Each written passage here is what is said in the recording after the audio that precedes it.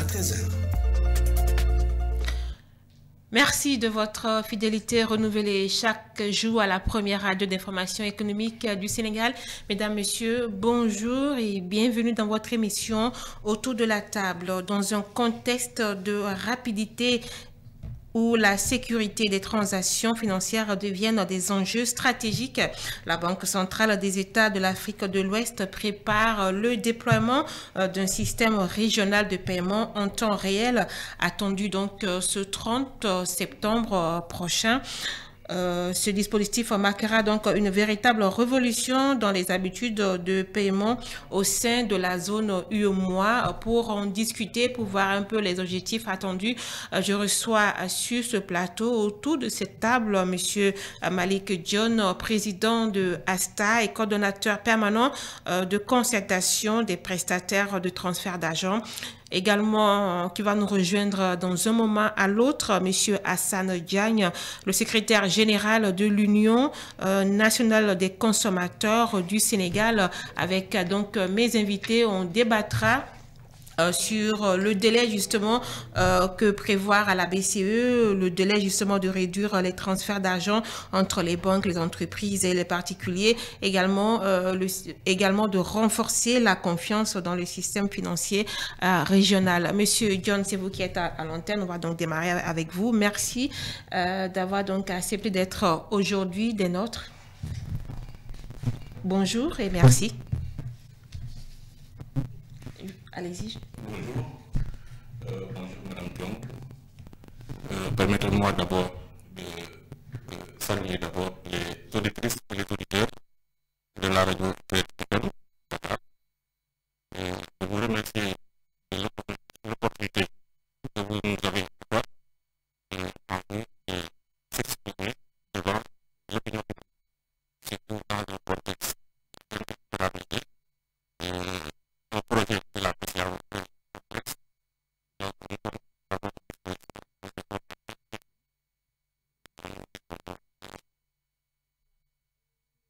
C'est une petite révolution qui s'annonce dans l'espace UEMOA concernant justement ce projet de paiement en temps réel que la Banque centrale va déployer dans quelques jours, parce que c'est prévu pour être déployé ce 30 septembre.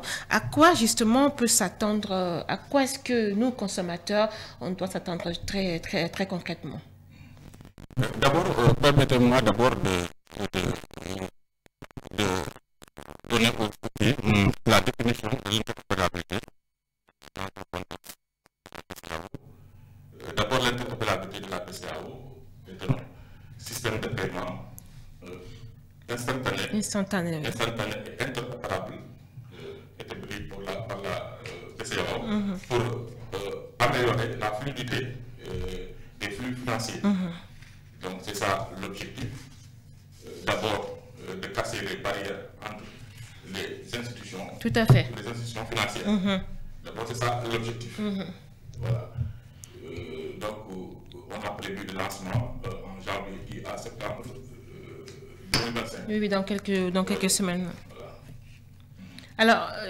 Alors, la question que je vous ai posée, c'est à quoi justement nous, consommateurs, on doit s'attendre? Oui, l'objectif, c'est de faciliter les systèmes de paiement. Oui. Pour les consommateurs, d'abord entre les institutions financières, parce qu'on a noté qu'il y avait eu un cloisonnement entre les différentes institutions financières, ce qui fait que les consommateurs disposaient de plusieurs comptes. C'est vrai. Donc aujourd'hui, le rôle de la BCAO, c'est d'encadrer ces différents comptes EPAS qu'utilisaient les consommateurs. Maintenant, le système va être interconnecté. Donc, des institutions financières participant, parce que ce n'est pas toutes les institutions financières qui vont participer. Donc, il y a des gens qui sont, des institutions qui sont un peu réticentes pour le moment. Mais l'objectif, c'est de permettre à toutes les institutions financières de connecter sur la même plateforme.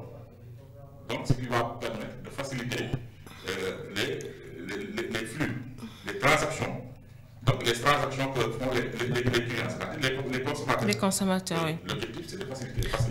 Donc c'est-à-dire que un consommateur qui a de liquidité dans son compte Wave n'est plus en fait peut directement du compte Wave envoyer de l'argent au compte Orange Money, ainsi de suite, et Free, c'est ça. Voilà le cloisonnement. Oui. Vous pouvez avoir de l'argent dans votre compte, oui. mais vous ne pouvez pas, exemple... Voilà, techniquement, voilà, c'est ça. Envoyer de l'argent, exemple, dans un compte Orange Money.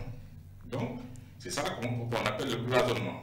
Donc, c'est l'objectif du projet, c'est de casser ces barrières. D'accord. Je peux l'assimiler, exemple, si c'était des États, je peux l'assimiler à des barrières douanières. Mais aussi, l'interopérabilité aussi ne s'arrête pas au niveau national. C'est dans l'espace UEMOA. Donc, ça permettra aujourd'hui d'envoyer de l'argent instantanément par tous les canaux digitaux, partout dans la zone.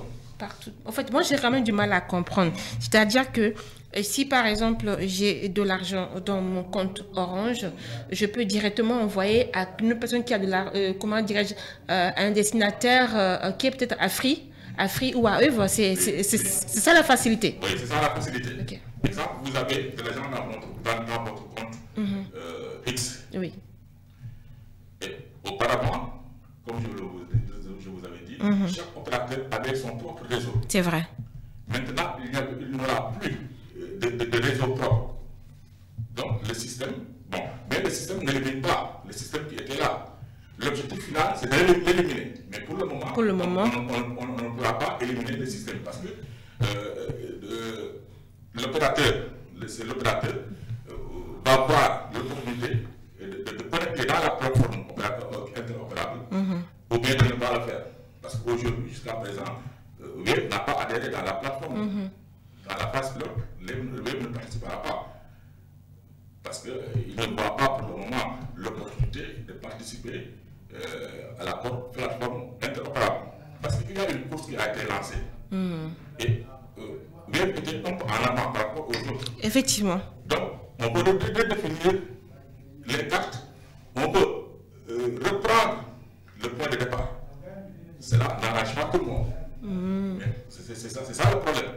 Donc, c'est un projet qui a été lancé, dont les travaux ont été lancés depuis 2019, janvier 2019.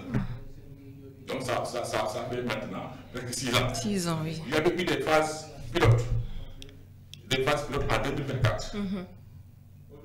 Qui n'avaient pas donné les résultats escomptés. Maintenant, en 2025, en juin 2025 aussi, il y a eu des phases tests dont on avait sélectionné quelques clients, quelques institutions financières. C'était en juin dernier.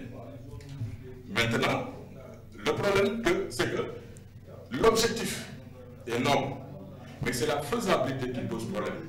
D'accord. Parce que c'est un écosystème qui a été établi. Ok. Et dans l'écosystème, il y a beaucoup d'acteurs. Il y a beaucoup d'acteurs.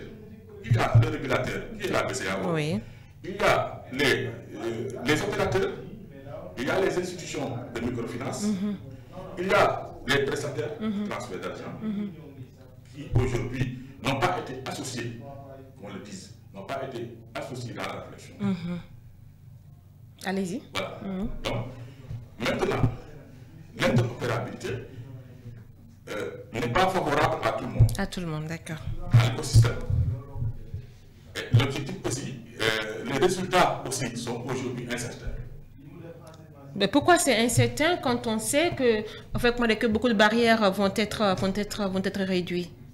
Oui, mais la réduction de ces barrières n'arrange pas tous les acteurs. Comme vous, par exemple? Nous, bien pas forcément. Nous, c'est pas forcément. D'accord. Pas forcément, parce que nous, aujourd'hui, nous sommes restés très attentifs par rapport à la question. À la question. Parce que ça peut nous être favorable, mais ça peut aussi vraiment casser beaucoup de choses. Parce qu'aujourd'hui, on dit que Wave a pris le monopole. C'est vrai. On ne pourra pas dire le monopole, peut-être dans la course. Et beaucoup plus en avant que d'autres. Elle a fait aussi beaucoup d'efforts. Et beaucoup d'investissements. Beaucoup d'investissements, oui. Maintenant, si aujourd'hui, on va redéfinir les cartes et on va lui dire qu'il faut venir reprendre la course avec tout le monde, est-ce que ça va favoriser ces investissements? Voilà là où se trouve le problème. C'est vrai qu'on aimerait aimer avoir un responsable Wave ici, mais bon, j'ai quand même tenté d'avoir leur contact. Malheureusement, je n'ai pas pu l'avoir, mais bon, ce n'est que,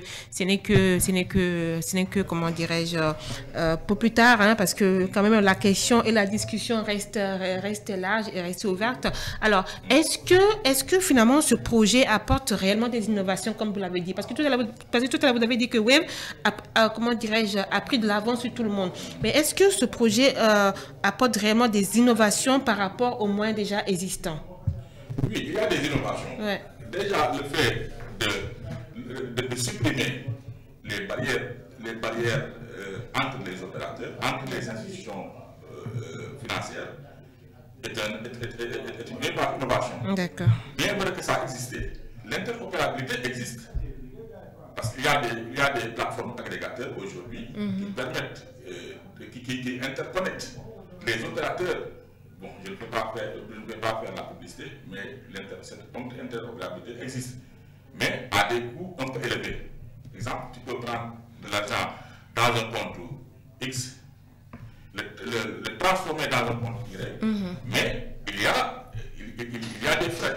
Et les frais sont aujourd'hui élevés. Voilà, les frais sont élevés. Maintenant, avec l'interopérabilité de la BCEAO, peut-être les frais seront réduits dans un premier temps, mais l'objectif, c'est de les supprimer. D'accord. D'accord. Mais c'est des opérations, qui vont se faire aussi avec les prestataires. Ce nombre n'a pas été pris en compte par la BCEAO, les prestataires de transfert d'argent, qui sont directement en contact avec les clients, qui disposent des fonds, des flux qui sont dans le réseau, appartiennent aux prestataires de transfert d'argent. Et la BCEAO, dans son projet, n'a pas pris en compte ces acteurs. Et aujourd'hui, je vous l'ai dit que nous sommes attentistes. Attentistes, oui. Mais ça, si ça ne nous arrange pas, ou bien ça ne fait pas nos affaires, aussi, nous allons bloquer quelque part. Ça, il faut le dire. Oui. Mais si vous bloquez, mais ça sera le problème des consommateurs. C'est les consommateurs qui vont en pâtir, non? Oui, on va essayer d'ajuster. La BCEAO va réajuster.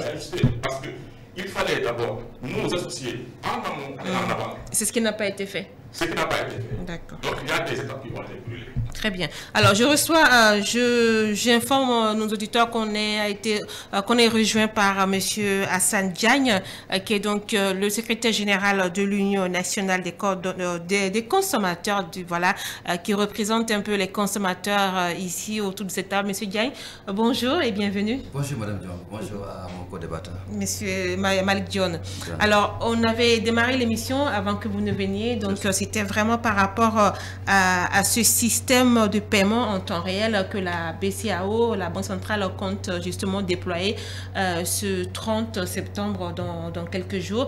Alors, vous représentez un peu les consommateurs. C'est pour voir un peu avec les lunettes des consommateurs quel sera vraiment l'impact pour nous consommateurs. Est-ce que ce système va vraiment renforcer l'inclusion financière, comment dirais-je, tant prônée au Sénégal? Est-ce que finalement la Banque centrale, comment dirais-je, il y aura un link entre les fintechs et les petites institutions financières et même dans les zones rurales? Mais c'est tout le contraire. Mais vous me permettrez déjà de saluer tous vos auditeurs et saluer aussi l'ensemble des consommateurs du Sénégal. Et je dis que les consommateurs, si nous sommes 17 millions de Sénégalais, nous sommes 17 millions de consommateurs. De consommateurs, voire plus. Hein? Voire plus, exactement. Donc les consommateurs, c'est du président de la République jusqu'au tout petit, celui qui vient de naître. Voilà, c'est ça. Donc, mais de toute évidence, je crois que c'est important pour tout un État. L'État cherche à avoir vraiment des ressources pour lui permettre vraiment de pouvoir avoir les moyens de sa politique. Ça, c'est dans l'ordre normal des choses et on le comprend. Surtout dans un contexte où on parle de plan de redressement économique. Non. Là, vous parlez de la taxation. Mais là, moi, je suis... Non. On n'a pas encore abordé ça. En fait, moi, je parle la question que je vous ai posée, c'est par rapport, comment dire, au système de paiement en temps réel de la Banque centrale. C'est pour voir quel sera justement son impact sur les transactions, comment dirais-je, entre les administrations et les petites PME. Ah d'accord, ok, c'est parce qu'on m'a envoyé deux sujets. Oui, c'est vrai. Exactement, mais c'est vrai que par rapport donc à l'initiative vraiment de la BCEAO, pour nous consommateurs, il faut toujours se rendre de l'évidence qu'on aimerait avoir la facilité de pouvoir au moins avoir un choix entre un opérateur et un autre. Donc à chaque fois qu'il s'agit vraiment de pouvoir faire nos transactions, donc le plus possible pour nous, le plus facile pour nous, c'est vraiment de pouvoir avoir un choix. C'est pourquoi dans nos politiques, nous avons toujours prôné à ce qu'il y ait vraiment une concurrence loyale. Et si toutefois le consommateur peut avoir le choix d'un fintech par rapport à un autre, c'est toujours bon, c'est toujours vraiment quelque chose qui est préconisé. Maintenant, quand il s'agit vraiment d'avoir ces initiatives, c'est bon aussi de pouvoir parler avec vraiment l'ensemble un peu des acteurs qui tournent autour. Donc, il y a les opérateurs de paiement, il y a les fintech, mais aussi il y a les consommateurs. Mais je l'avoue, nous n'avons pas été conviés donc, dans ces négociations. On n'était pas au courant. Moi-même, c'est après que j'ai pu avoir glané quelques informations. Mais pour dire que, donc, si vraiment cette mesure doit entrer en vigueur ce 30 septembre, ça va être bien qu'on soit informé à temps, qu'on puisse vraiment parler, donner nos préoccupations, mais c'est toujours bon, à mon avis, que voilà, qu'on puisse avoir une portabilité entre un opérateur et un autre, ainsi de suite. Je crois que ça va intéresser les consommateurs. Très bien. Merci beaucoup, monsieur. Monsieur Diane, vous avez parlé de la facilité, de la facilité. Donc, les consommateurs aiment la facilité, tout ce qui est facile. Mais aussi, il y a un système qui a été établi. Et dans le système, il y a des acteurs. Vous savez, quand on vous envoie de l'argent, ou bien vous obtenez de l'argent, vous trouvez des agents sur place. C'est ça. Donc, dans les acteurs que vous avez cités, vous n'avez pas cité même ces prestataires. Et ces prestataires aussi déploient leurs moyens, déploient leurs fonds. Ils ont fait aussi leurs investissements. Donc, il faut toujours prendre en compte cela. Mais si ça devient toujours facile, ça pose toujours un problème. Et la facilité commence d'abord par la motivation des acteurs. Parce que si l'ensemble des acteurs ne sont pas motivés, je pense qu'il y aura un blocage. Alors justement, d'où ma question de savoir est-ce que la Banque centrale compte justement accompagner les opérateurs de mobile money dans cette transition, parce que c'est une transition. Est-ce que la Banque centrale pourrait comment dirais-je, vous accompagner? Les opérateurs, quand vous parlez des opérateurs, parce que la BCEAO, quand elle parle des opérateurs, ou bien de prestataires de services, elle fait allusion du moins à ces opérateurs de mobile monnaie. Différents des prestataires. Différents des vôtres. Donc, pour eux, il y a les prestataires sont les banques et les institutions de microfinance. Alors qu'il y a d'autres prestataires.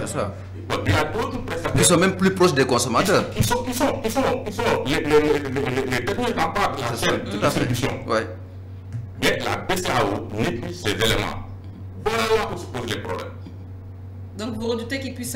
Donc est-ce que là vous redoutez que l'impact, comment dirais-je, qui pourrait être attendu sur l'inclusion financière dans les zones rurales peut être moindre? Oui, l'objectif peut être moindre. Oui. Parce que l'objectif de la BCEAO, c'est de favoriser l'inclusion financière. L'inclusion financière, oui. Mais l'inclusion financière est déjà en marche. Elle est déjà en marche, oui. Et le Sénégal était en avant par rapport à plusieurs pays dans la zone UEMOA.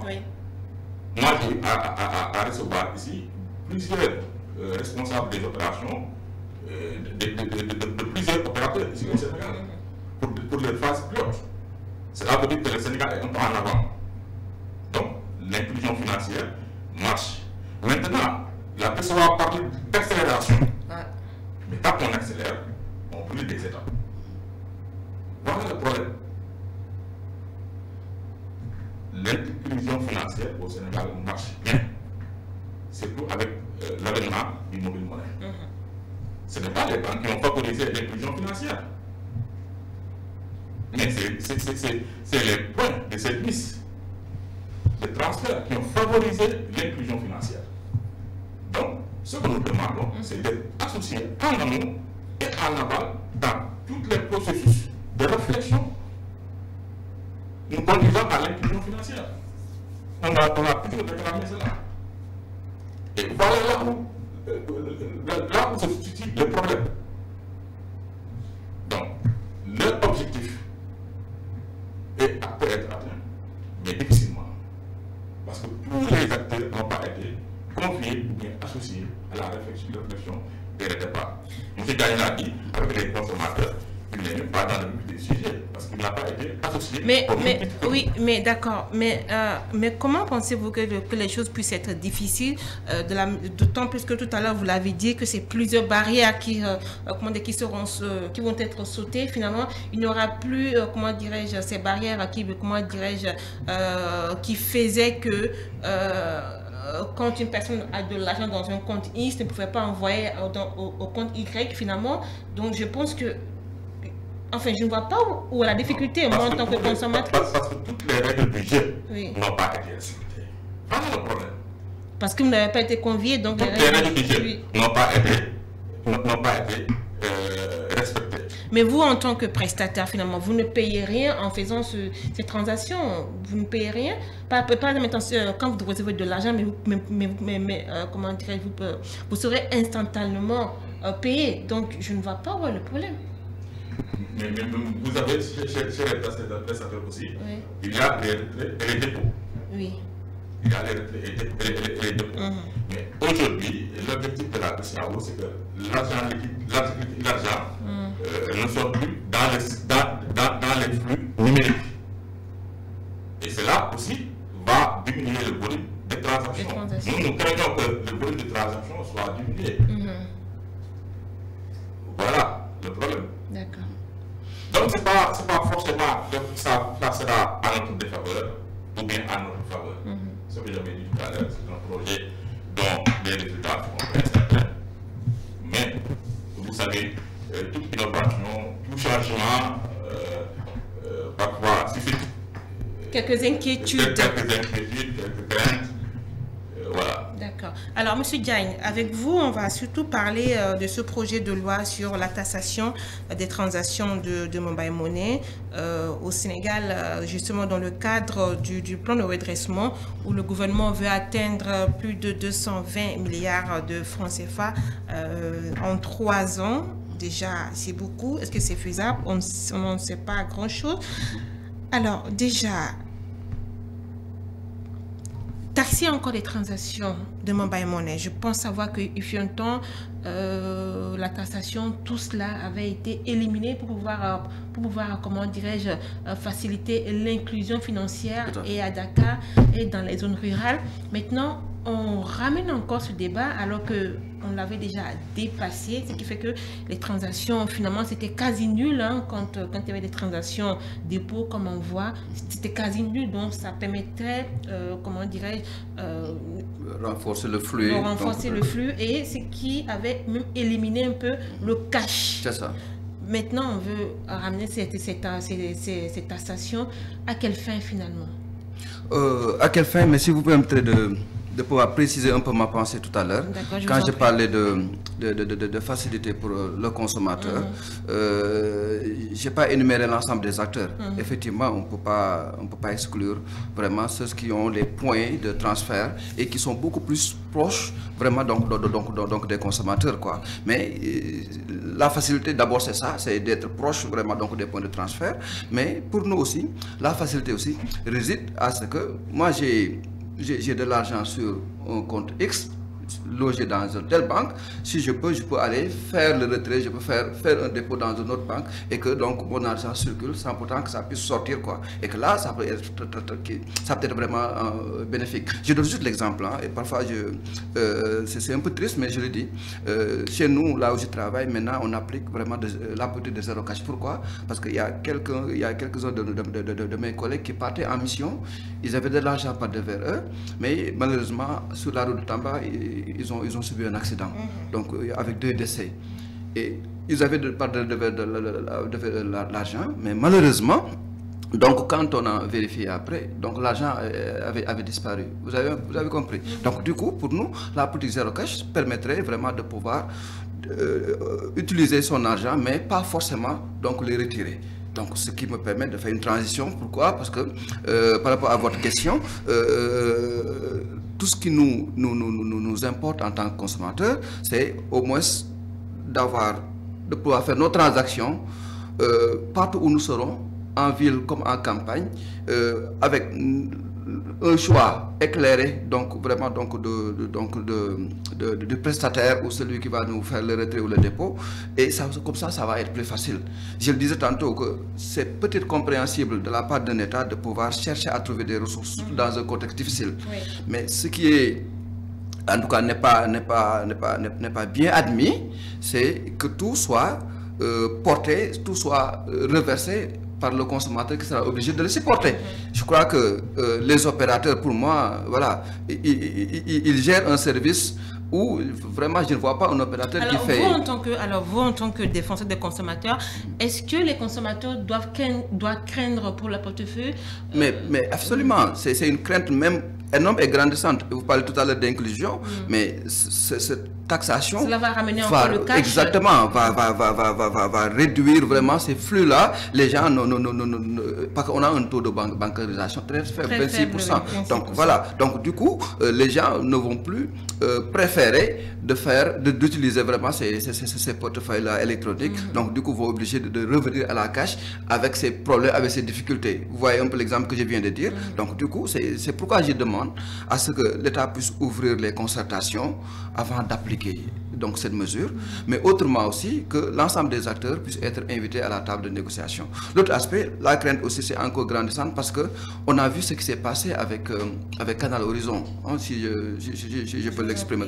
Voilà. Pourquoi? Parce que ils les ont redressés et après tout bonnement, ils ont répercuté vraiment donc le surplus aux consommateurs qui est obligé maintenant de payer plus. Maintenant, si aujourd'hui l'État lui-même décide donc de pouvoir augmenter les transactions à 2,5% en disant que 0,5% soit supporté par celui qui fait l'envoi et que celui qui reçoit va supporter les 2%, si en amont, l'État décide de faire cela. En tout cas, moi, pour pouvoir faire ma transaction, je préfère venir vous payer les 10 000 francs que je vous dois, directement en liquide, que de pouvoir le faire passer. Et en ce moment, je paierai 10 250 plus les autres frais. Ça va être très difficile, cause pour laquelle, pour nous, l'État doit pouvoir soit revenir en arrière, parler avec l'ensemble des acteurs, ou même le faire supporter aux opérateurs. Alors, M. John, quels seront les types d'opérations de monnaie qui seront concernées par ces taxes? On ne va quand même pas tasser tout le monde, quand même. Par exemple, quand quelqu'un envoie 10 000 francs, on ne va quand même pas le faire, lui imposer la taxe. Ça risque d'être insupportable pour les petits portefeuilles. Est-ce que finalement, il y aura une catégorie de transactions qui seront peut-être taxées ou non? Vous avez une idée? Oui, bon, les dépôts seront exonérés de taxes. Ok, les dépôts. Les dépôts, oui. Okay. Les transferts seront taxés. D'accord. Les transferts seront taxés.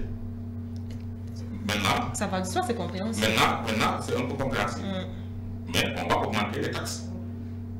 Les taxes vont augmenter les frais de transfert, c'est-à-dire la partie de l'État. Maintenant, les retraits seront taxés. Les retraits seront taxés 0,5. Le paradoxe est que la personne qui envoie l'argent a déjà payé, mais au retrait, la personne paye des taxes. Alors qu'auparavant, la personne ne paye pas l'opérateur. C'était gratuit. C'était gratuit. Voilà là où se situe le problème. Donc, si ça dépasse 20 000 francs, si ça dépasse 20 000 francs, au-delà de 20 000 francs, les retraites sont taxées. Mais en deçà de 20 000 francs, il n'y aura pas de taxes. Et quelle sera la base de calcul? Donc, la base de calcul, c'est l'État qui a déjà fait le calcul. 2,5%, 0,5% c'est porté par celui qui envoie. Ça sera intégré dans le système. Ça sera intégré dans le système. Donc ça sera un travail très difficile pour nous parce qu'on va essayer, on va obligé d'expliquer aux clients le nouveau modèle. Et beaucoup ne vont pas comprendre parce qu'ils sont... Beaucoup ne vont pas comprendre, surtout dans le monde rural. Oui, parce qu'ils sont même habitués à faire des dépôts, à faire des envois sans pour autant ne plus payer. Oui. Et ça pourrait porter à confusion chez beaucoup de personnes, M. Diagne. Mais absolument, parce que cette politique de taxation, je crois que l'État devrait pouvoir encore mûrir la réflexion avec l'ensemble un peu des parties prenantes. Pourquoi? Parce qu'il y a pas mal aussi d'autres pays donc qu'il avait préconisé. Donc c'est l'exemple un peu du Mali où vraiment le Mali et l'Ouganda, ils étaient obligés de retirer cela, de même que donc le Ghana. Et au niveau de l'Ouganda, ça a amené vraiment des confusions. Donc par rapport, comme tout à l'heure M. Diagne disait, donc par rapport vraiment à l'explication des consommateurs, des usagers, donc comment il faut supporter donc les frais d'envoi. En plus les frais d'envoi, il y a des taxes que celui même qui envoie doit supporter, celui même qui doit recevoir aussi doit supporter. C'était vraiment incompréhensible. Du coup, ça a mis le doute même aux yeux vraiment des consommateurs. Donc d'où pour moi, l'État veut vraiment 220 milliards sur 3 ans. Mais quand même, je crois que cette manne pourrait être supportée par les opérateurs. Pourquoi? Parce que donc on est arrivé à un taux de bancarisation. En tout cas, ceux qui utilisent les moyens qui ont plus de 15 ans sont à hauteur de 90% de la population. Mais le fait qu'il y ait pas mal d'acteurs, donc qui interviennent, parce qu'il y avait un opérateur qui avait le monopole, donc qui gérait tout ce qui est mobile money. Mais avec l'arrivée des autres, cela a permis vraiment aux autres de pouvoir réduire vraiment, parce que c'était à 4% au tout début.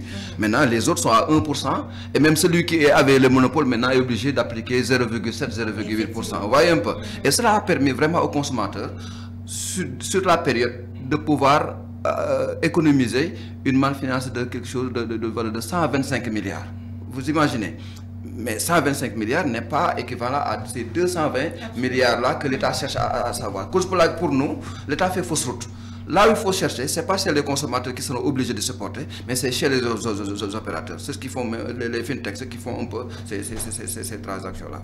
Alors, est-ce que ce serait possible? Mais est-ce que ces gens-là aussi, les opérateurs aussi, actuellement, ils ont un marché de manœuvre? Parce qu'ils ont des difficultés. Les opérateurs ont des difficultés par rapport au marge de manœuvre. Ils n'ont plus de marge de manœuvre parce qu'ils ont réduit le maximum possible. Cela veut dire que si on fait supporter les taxes aux opérateurs, ils sont obligés de diminuer, les emplois, mais aussi de se rabattre vers les prestataires, de diminuer les commissions et autres. Et cela, ça va créer encore d'autres problèmes. Ça va créer d'autres problèmes. Il n'y a pas de... Il faudrait qu'on se comprenne. Il ne faut pas que les consommateurs aussi essayent de renvoyer tout ça. Non, en fait, il n'y a pas de perte dans les transactions. Il n'y a pas de perte pour les opérateurs. Effectivement, ils ont beaucoup de charges par rapport vraiment donc à l'emploi, donc à toujours avoir la technicité qu'il faut. On sait que vraiment les outils numériques tombent obsolètes très rapidement, ça on le sait, mais il n'y a pas de perte chez les opérateurs, qu'il s'agisse de téléphonie, qu'il s'agisse de transfert d'argent. Le fait même de disposer de ces flux financiers, même s'ils ne les consomment pas, mais qu'ils l'aient à disposition, fait que ces fintechs-là disposent de l'argent parce que on sait, ce sont vraiment des investissements qu'ils font, c'est vraiment donc des placements qu'ils font et ça les rapporte. Il n'y a pas possibilité donc qu'ils soient à perte. Ça, il faudrait vraiment qu'on se comprenne. Maintenant, au-delà de ça, si l'État décide, parce que moi mon souci c'est que depuis le départ, l'État décide de fixer les pourcentages donc, que les consommateurs doivent supporter.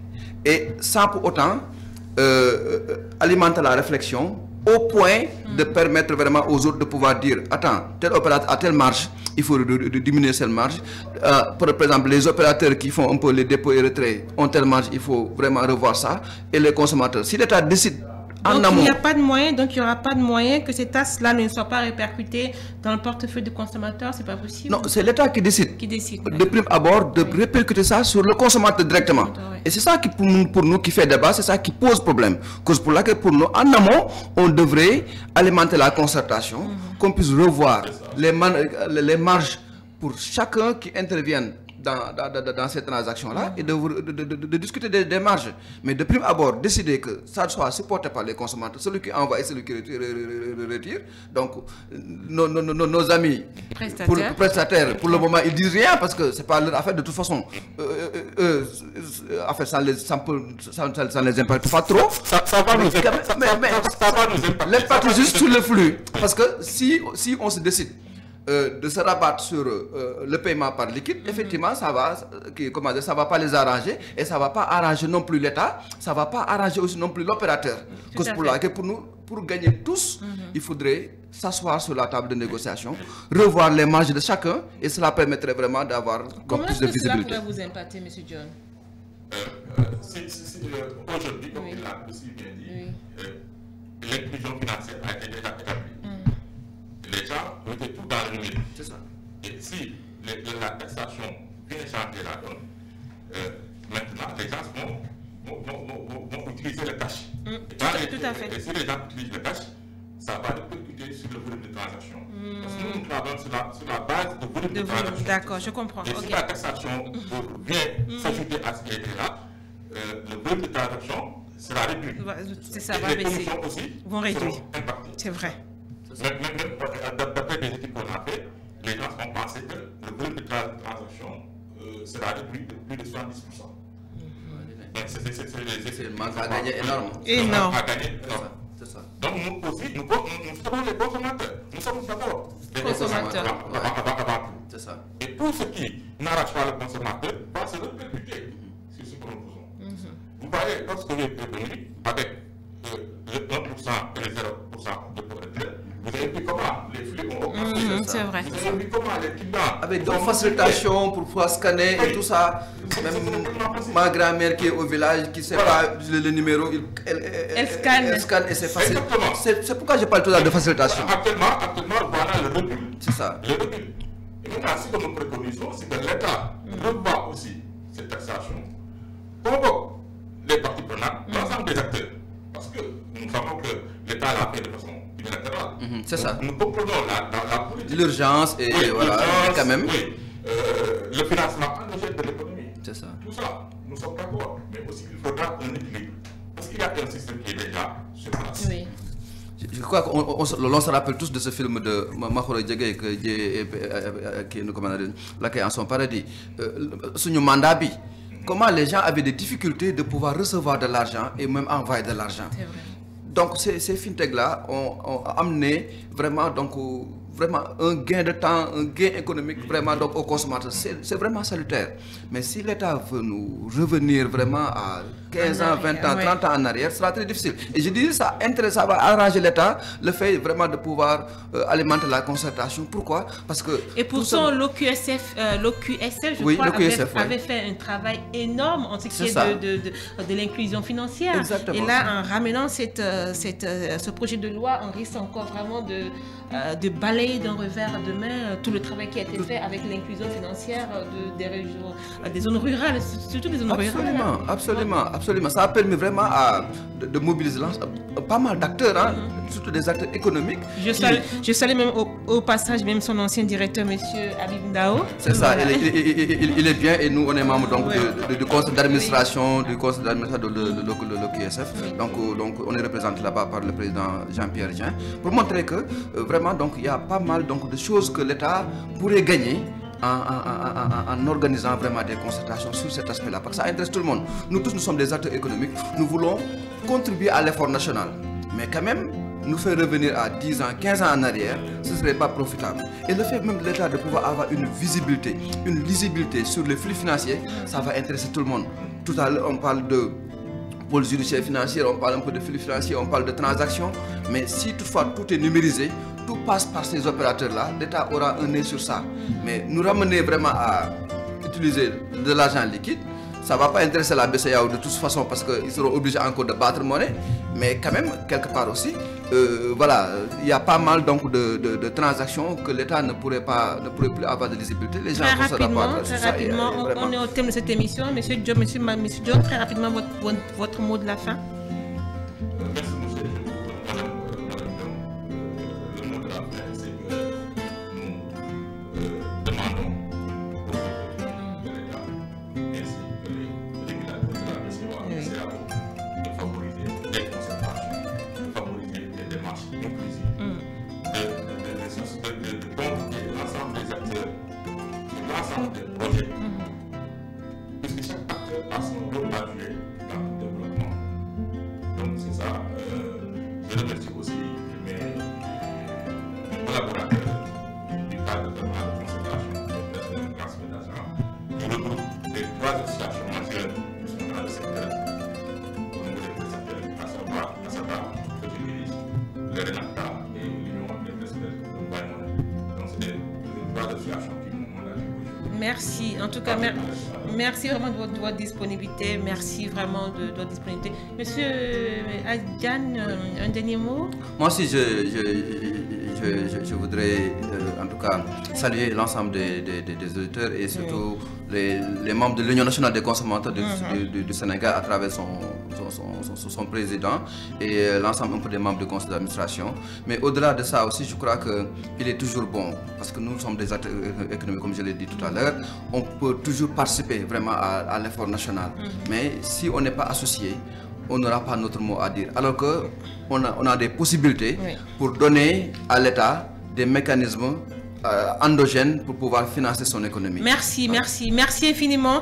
Le système régional de paiement instantané de la BCEE, un accélérateur d'inclusion financière et de transformation économique en Afrique de l'Ouest. C'était donc autour de cette thématique qu'on a débattue autour de cette table. Donc j'avais comme invité M. Malik John, président ASATA et coordonnateur permanent de concertation des prestataires de transfert d'argent, et également M. Hassan Diane qui représentait ici l'Union nationale des consommateurs du Sénégal, qui est donc leur secrétaire général. Mesdames, Messieurs, je vous dis merci infiniment de votre fidélité et je vous donne rendez-vous mardi prochain avec d'autres thématiques et d'autres invités. Merci beaucoup. Merci à vous, messieurs. Merci, bien des choses. Autour de la table rassemble autour des sujets d'actualité